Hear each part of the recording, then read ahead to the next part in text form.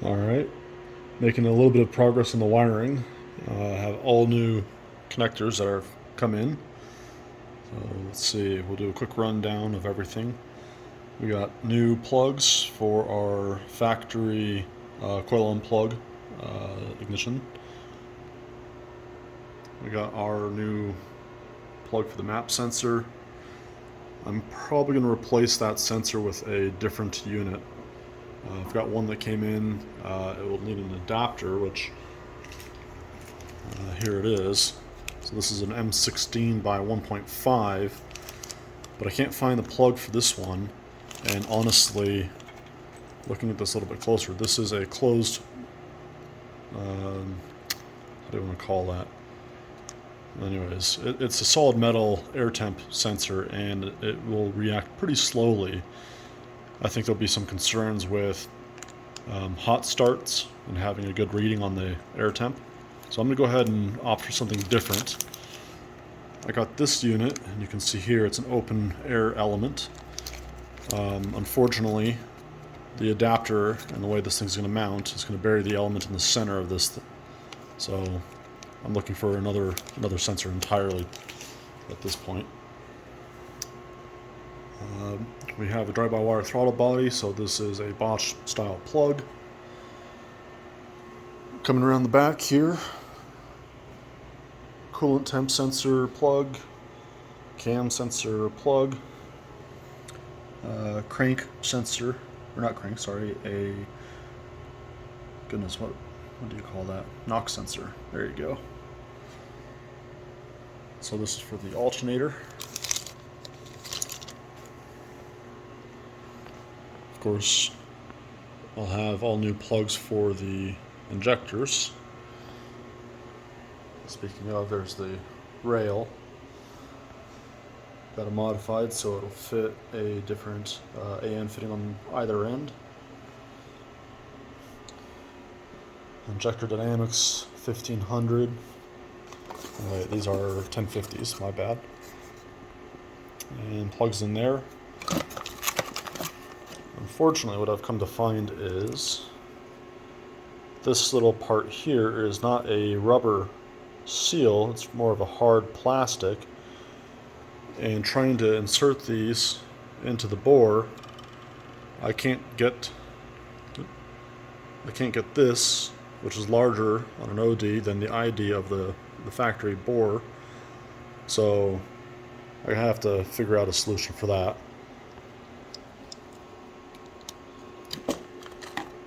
More to come on that one later. We'll do a quick rundown of the other sensors that I've not really covered yet. So we'll have EGT sensors. I've been learning a little bit about what that will entail to get an absolute reading. So all of the plugs, they'll have to be special from an alloy perspective in order to keep the units reading accurately. So on the DTM connectors, they make ones that are the proper alloy. They're a little spendy. I believe it's alumel and chromel for the plug type. In either case, I'll dive into details on that, I'm sure, at a later time. We'll have oil pressure on the head. And we'll also do an oil pressure down here by the filter. So coming off the pump, so I'll be able to measure the difference between the two. This is a new plug for the crank position sensor. I've got a Ross Performance, what do they call that, harmonic balancer, so that's good. A Hux Racing alternator bracket to keep the weight a little bit lower, and honestly there's a bit more room in the engine bay with what I've got, so that's on the list. Coming around to the transmission, a couple plugs here. So we've got the starter, so I picked up a new plug for that. The reverse sensor, so a plug for that. And vehicle speed sensor, plug for that one as well. At this point, I think that's most of the electric. we'll have to kind of run through the building of the wiring harness after I finish the design prep on that. Everything down below is removed so I can kind of do the final prep and assembly on these parts. Look at the car here. We're going to have to get the bay painted. I've got a little bit more to cover on that in a moment. Got a new pair of seat skins for, these are kind of bride replica seats, and I've redone all of the foam so they're actually functional and comfortable. Had a friend of ours put together some new upholstery. This is the first variant. It turned out pretty good. Of course, I'll have to do the holes for the harness pass-through, but that'll come when the time is right. So this set, actually, I'm gonna sell, and I have another set coming in. I'm opting for a different type of leather, and of course the center section here is not the final iteration, so I'm still waiting on the final parts there. There's the steering wheel. Going back to the transmission real quick, I'll share a little side project. Being that this car will get some hard use, I did opt for a oil cooler. So I've got all of the lines left to make, but it should be a fairly straightforward process of plumbing. I don't really have any desire to run a temperature sensor on there. I think there's enough data on these that, you know, the temps should be perfectly fine, and this is maybe a little bit larger of a cooler than is truly needed, but I had it laying around, so I'll put it to use. And if I have to say it's going to get too cold, I can always block a portion of the cooler off, but I'll do that through just trial and error. I'll have to get those things cleaned up, new bearings pressed in, new studs, and get all these things painted and prepped. Same thing for subframes. I have a little bit more material to cut out, and then they'll get blasted and painted. Pile of parts that all need cleaning and painting. Seat bracket. Still have to do the final assembly on our rotors. So these are the type that have holes coming through all the hardware, so you have to do the safety wire to keep everything clean and tidy and not going to fall apart on you. So I did pick up an oil cooler for this on the Black Friday sales.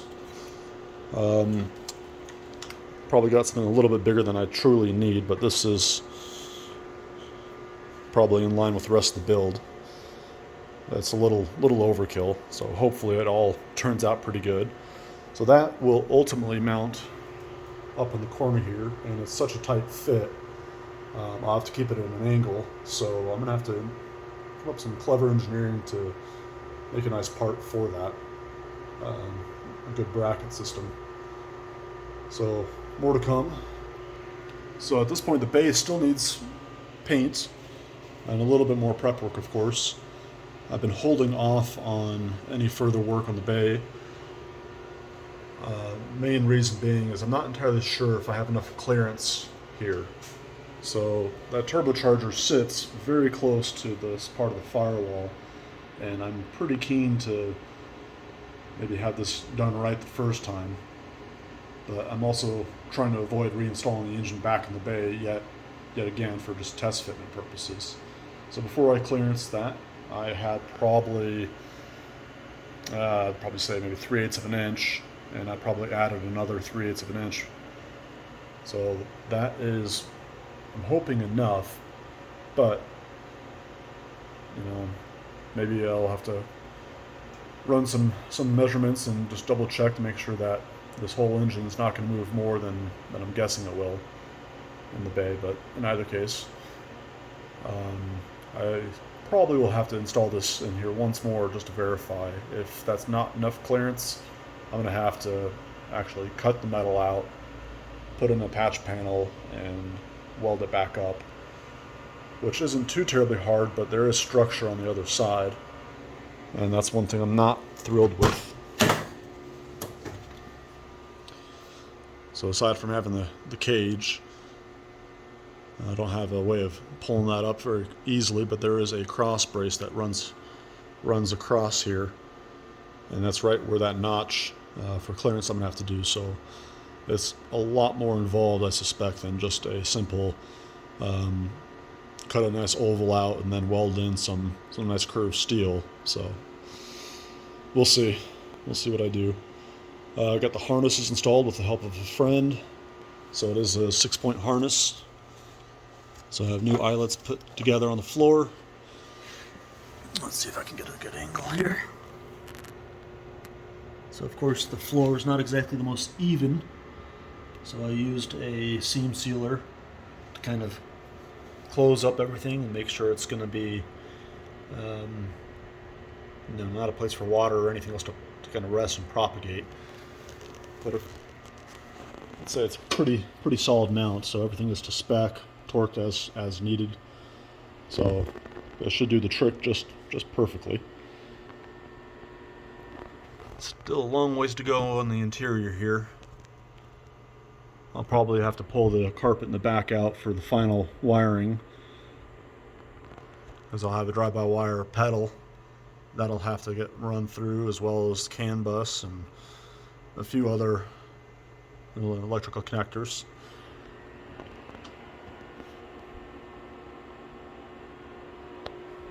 Let's see here. Here's the subframe that was fabricated. This is to allow SW20 knuckles to sit on here, which I've covered in the past.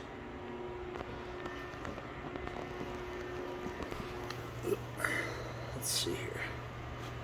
So you can see a couple bosses that have been welded into the frame. So that's what holds the bar up, and it will go essentially here and all the way to the other side. And that's where the tow control links all mount. So that's pretty much the status of the project at this point. There's more off the car than not, but that's kind of what's needed at this stage to get everything plugged up, plumbed, painted, and done properly. So there's a lot of finishing work to go, and honestly, there's still a ways to go on the electrical.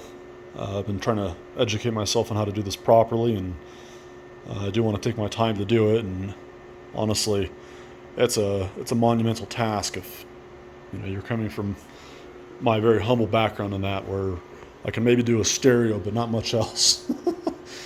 But it's a fun process, and best to take it slow and do it right the first time. So in either case, it's the project updates. Still a lot of fun. Probably a lot more hours than I really care to admit left to go. But still, hopefully, this next spring I'll have this thing back in and fully finished so I can actually run this thing. Alright, well, that's the updates for now.